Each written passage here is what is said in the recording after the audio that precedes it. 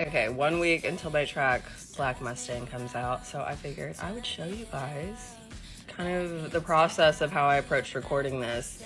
To be honest with you, when I went into the studio, when I was laying this track down, I had the rough idea of what I wanted the song to be.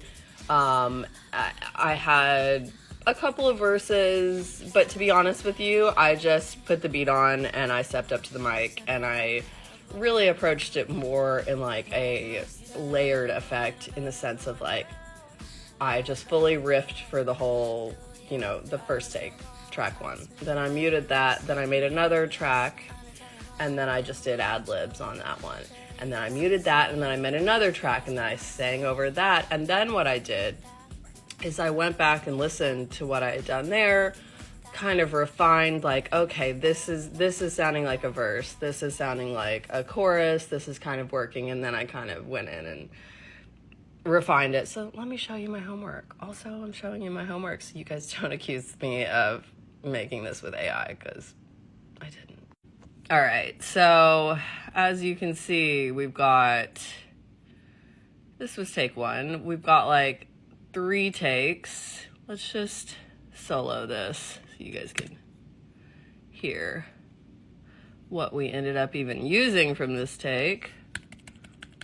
Why can't I hear it? Okay, so yeah, because do your thing, daddy. of course. Your black Mustang, toss me around, turn it up. All right. Don't touch me.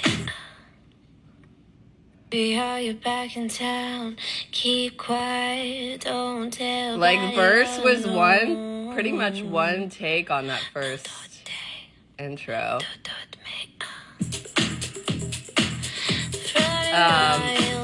Also, for anybody who doesn't produce, when you're seeing this is basically automation. This is how I basically came back in and edited. So this is all one take. Then I come back in and I'm like, all right, this is the chorus. Obviously, this is the fucking chorus.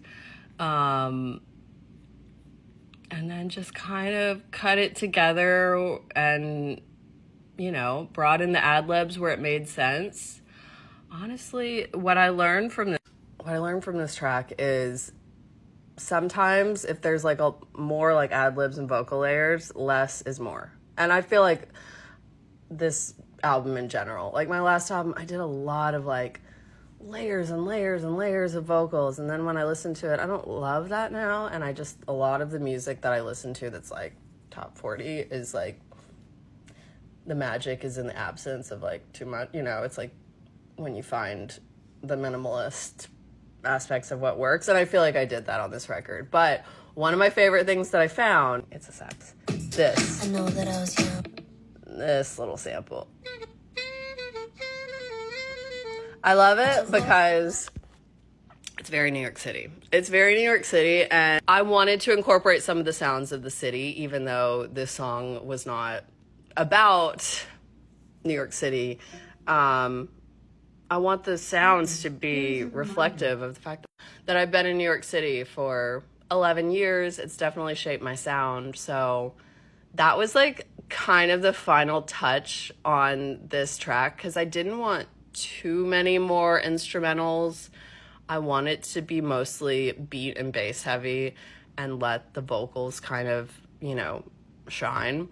But that saxophone was like, I don't know. I feel like that was like the magic touch that where once I added it, it was like, okay, it's done.